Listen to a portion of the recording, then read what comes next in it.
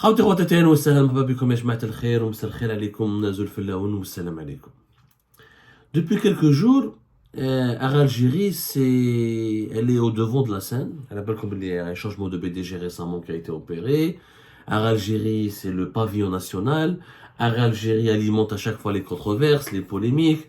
Elle a toujours été sur les devants de la scène, mais récemment, alors depuis 48 heures, tout le monde parle d'Algérie parce qu'il y a un classement africain qui est paru, un site spécialisé qui s'appelle Data Africa Fact Zone. Il a publié le classement des compagnies aériennes selon le nombre de passagers qu'ils transportent. Et Algérie a été classée troisième, et ce classement a été favorablement accueilli par la presse algérienne. Il a été même à l'éclat, l'Algérie, bien sûr, on a toujours le problème avec le Maroc. Algérie, elle transporte beaucoup plus de passagers, elle a surclassé le Royal Air Maroc, donc nous sommes meilleurs que le Maroc. Le problème, comme toujours, on prend des informations assez précieuses et importantes du très mauvais côté et on n'analyse pas les dessous de ces informations et on n'arrive pas à tirer les véritables enjeux. Effectivement, Algérie a été classée troisième. Elle a transporté en 2023 7,2 millions de passagers. Sauf que elle a transporté beaucoup plus de passagers que la Royal Air Maroc qui, par exemple, a 5 millions de passagers. Ou la Egypt Air, la compagnie aérienne égyptienne, 6,4 millions de passagers. De ce côté-là, la Tunis Air, beaucoup moins, avec 2,4 millions de passagers. C'est une performance pour l'Algérie. Sauf que c'est une performance qui n'est pas inédite. L'Algérie domine le marché algérien, et elle domine, et elle existe depuis, elle a un monopole depuis de très longues années.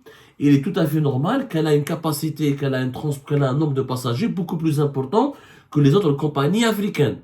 Sauf que la presse algérienne, parce qu'ils sont malheureusement c'est une presse malhonnête aujourd'hui, et comme il n'y a pas d'experts qui osent parler, comme il n'y a pas des véritables recherches et des véritables investigations, on ne s'est pas intéressé à l'identité des deux compagnies qui ont précédé, qui ont fait mieux que Air Algérie. C'est très bien. 7,2 millions de passagers, Air Algérie, c'est très bien.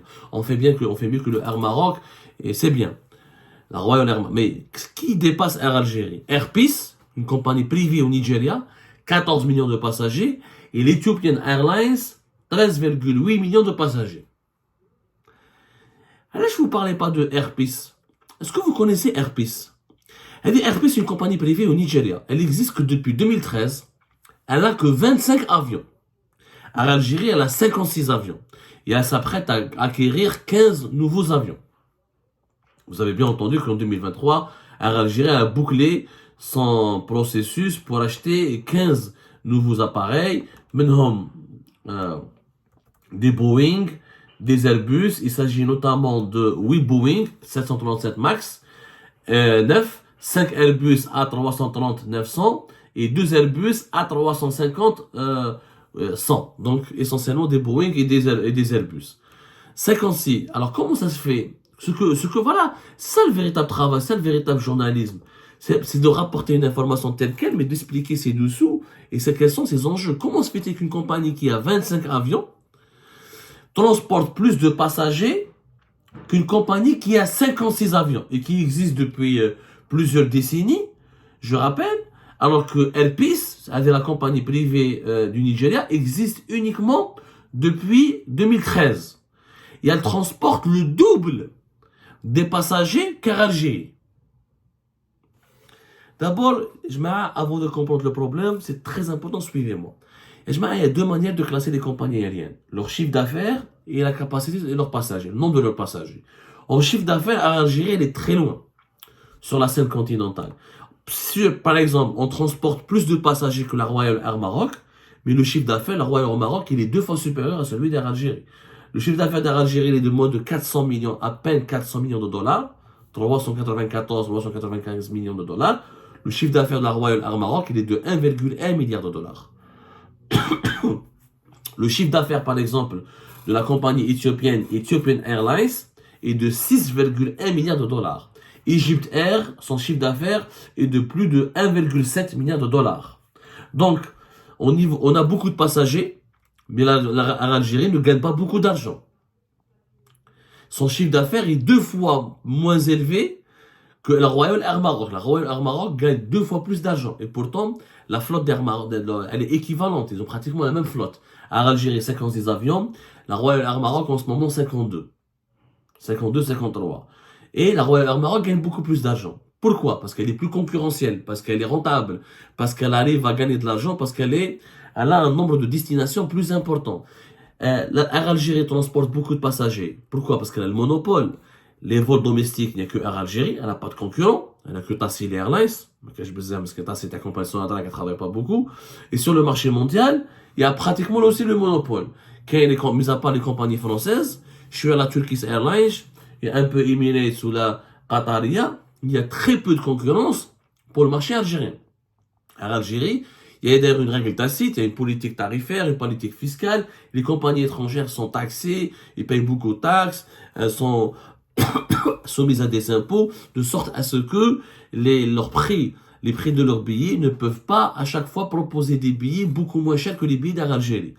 Comme les Transavia, Air France, ou la Qataria, ou la Turkish Airlines, quand elles font des promotions, c'est des promotions très limitées et souvent les prix de leurs billets sont aussi chers que les billets d'Air Algérie parce qu'il y a une politique de taxes, il y a des conventions fiscales entre l'Algérie, quand elle autorise une compagnie étrangère à travailler dans le ciel, à opérer en Algérie, à travailler sur le sol algérien ou à mener, à opérer des vols depuis l'Algérie ou vers l'Algérie, elle est soumise à des conditions financières et techniques, etc. Ces conditions sont assez strictes. Ils font en sorte que l'Algérie est toujours avantagée. Mais les compagnies étrangères casser les prix. Sinon, l'Algérie défaillite. Déjà, elle est en situation de déficit, elle ne gagne pas beaucoup d'argent. À peine 400 millions de dollars pour presque 60 avions. C'est déjà anormal par rapport à d'autres compagnies africaines. Du coup, il y a une politique qui favorise le monopole. Je crois qu'Algérie, elle est concurrencée uniquement au niveau de ses destinations à l'étranger, mais sur le plan local, les domestiques, elle a un monopole total. Et même aux destinations à l'étranger, comme le marché français ou le marché européen, Air Algérie fait toujours pas. L'Algérie impose un traitement de faveur à Air Algérie qui lui permet d'avoir une longueur d'avance ou là, qui empêche ses concurrents de casser les prix des billets.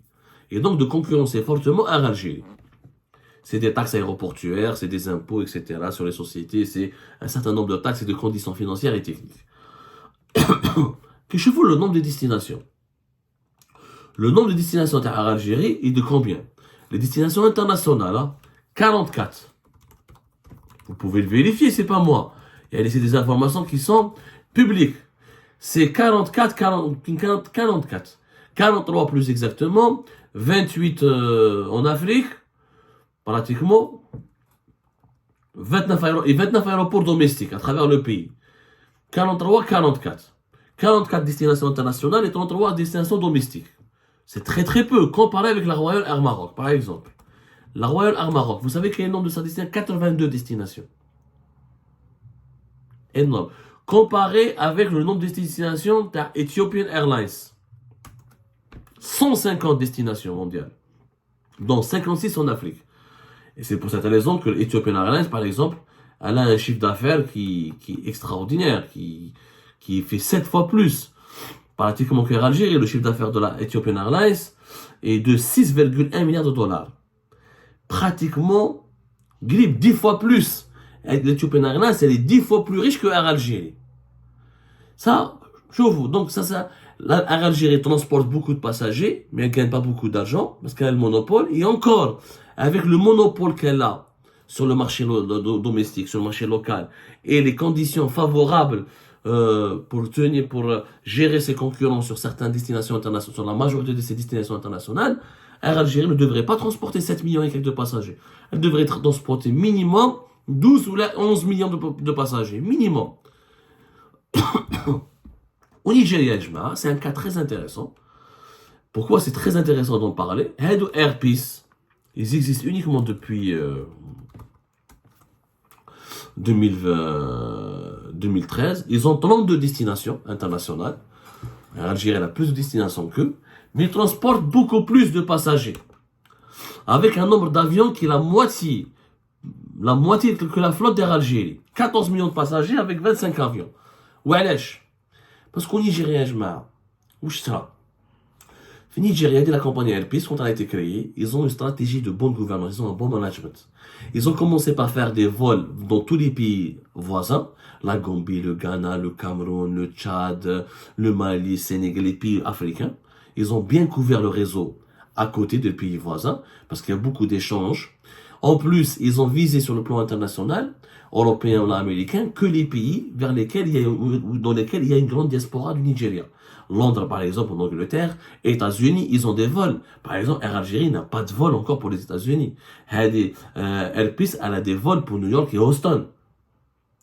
Et ils ont choisi d'autres villes, qui est la Chine, là où les hommes d'affaires du Nigeria partent faire leurs affaires, ou la Bombay en Inde, ou la Singapour, ou la quelques villes en Asie. Ils ont choisi leur destination, pas selon des critères politiques, mais selon des critères de management, de rentabilité.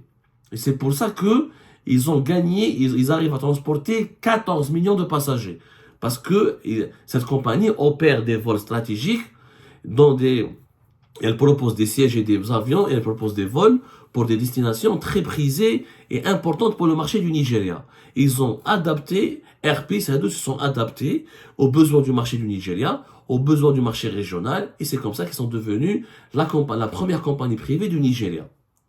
هايلك واش داروا حنا اير الجيري واش درنا عندك دي فول que personne ne prend pratiquement vide روحوا شوفوا le vol Alger Moscou la majorité du temps il est vide زادوا واحد Saint-Pétersbourg ils arrivent même pas à rentabiliser Moscou داروا Saint-Pétersbourg روحوا شوفوا le vol Alger Vienne combien de vols son temps de remplissage sur le période une année il y a des périodes où il est rempli en été sur certaines périodes il y a des vols il y a des destinations qui sont totalement politiques parce que l'Algérie elle est membre de l'OPEP donc des Algériennes.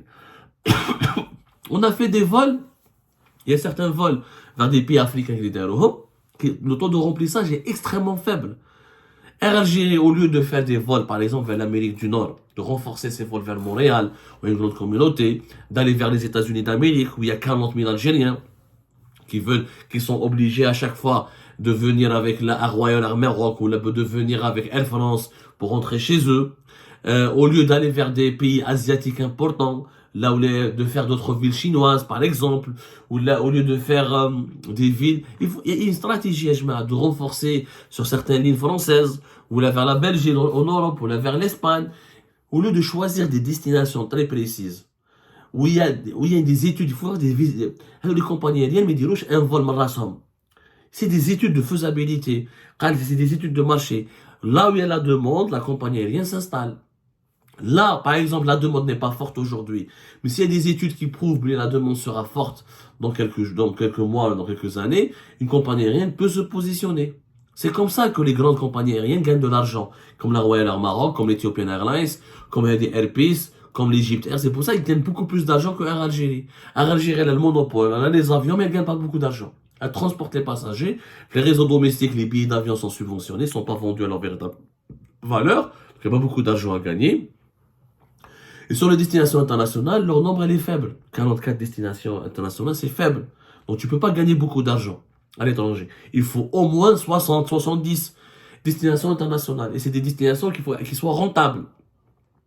Mais si tu vas vers des pays où tu n'arrives même pas à remplir ton avion. Toi, tu n'accueilles pas les touristes. L'Autriche, le Budapest, il y a certains pays, tu n'accueilles pas de touristes, tu n'accueilles pas beaucoup d'étrangers. Tu n'es pas un pays attractif. Et là, tu programmes des vols vers ces pays-là. Au Nigeria, est-ce que vous savez qu'il n'y a pas une compagnie étatique? Le Nigeria, par exemple, ils avaient une compagnie étatique publique. Ils l'ont enterrée en 2003, la Nigeria Airways. Oualèche, parce que Chafour, elle a fait des études, etc. Elle n'était pas rentable, elle existait depuis 58. Ils ont fait des années de déficit, des années de dette. Elle n'a jamais réussi. L'État, il a abandonné. J'ai pas besoin d'une compagnie aérienne. Hell privé. Ben aujourd'hui, il n'y a pas de problème de transport aérien au Nigeria. Ils n'ont pas de compagnie étatique. Maintenant, j'ai une compagnie qui met Air Algérie. La Nigeria Airways n'existe plus. Ils ont 11 compagnies privées. Où ils vont augmenter récemment dans l'année 2024, le nombre il arrive jusqu'à 23-24. Il n'y a que des compagnies privées. Et ça marche très bien. Ça marche très bien parce qu'il y a des Airpeace. Kiff. Pourquoi ils gagnent beaucoup d'argent? Ou là, pourquoi ils arrivent à transporter beaucoup de passagers? Parce qu'ils font beaucoup de réseaux locaux. Au Nigeria, d'une ville à une autre, il y a un avion. Là, en Algérie, ما تجي تحب تروح لأم البويك، تحب تروح للبسكة، تحب تروح لبويس السوق، تحب تروح للبشار، تحب تروح لتيندوف، تحب تروح تعمل ناس مجلس تصيب طيارة ولي روتار والمشاكل compliqué. Et si tu es dehors, c'est très difficile de trouver des avions, pas uniquement à la capitale, dans les autres villes secondaires pour aller vers d'autres villes de l'intérieur du pays. Le réseau local est très faible, c'est pour ça que le transport aérien n'est pas développé. L'Algérien n'est pas un habitué de l'avion, parce qu'il n'a pas de compagnie aérienne privée. Au Nigeria, non. Au lieu de financer à perte une compagnie étatique, le privé يخدم. Et aujourd'hui, la première compagnie privée, la première compagnie africaine en nombre de passagers, elle est privée, elle est du Nigeria. Donc le Nigérien n'a pas perdu. Pourquoi avoir une compagnie étatique si elle n'est pas rentable? C'est le cas de l'Algérie. Air Algérie n'est pas du tout rentable et ne le sera jamais. Parce que c'est une compagnie qui est gérée de façon politique, il n'y a pas de management réel, rationnel, les destinations sont choisies sur des critères politiques, le nombre d'employés sont des critères politiques, le recrutement c'est des critères politiques, il n'y a pas de business, il n'y a pas d'économie dans cette compagnie. C'est ça la véritable réalité de la place. Air Algérie, elle gagne beaucoup moins d'argent par rapport à d'autres compagnies africaines. Elle ne transporte pas beaucoup de passagers par rapport à d'autres compagnies africaines au regard du monopole et des privilèges et des avantages dont elle dispose sur le marché algérien. Elle n'a pas de concurrent. Tu es dans un pays de 47 millions d'habitants, tu n'as pas de concurrent, tu transportes que 7 millions d'habitants par an. Il y a un problème. C'est ça la véritable facette d'Air Algérie. Dont les médias n'en parlent pas. Parce qu'ils ne font pas de travail de recherche. Là, on rapporte des classements comme ça, sans les expliquer, etc. Le Nigeria est un très bon exemple. L'Algérie, tant qu'elle ne lance pas des compagnies aériennes privées, tant qu'elle ne développe pas, ne libéralise pas le transport aérien, tant qu'il n'y a pas plusieurs compagnies privées qui peuvent opérer en Algérie, sur le réseau domestique comme sur le réseau international, le transport aérien sera toujours un luxe inaccessible pour la grande majorité de nos compatriotes.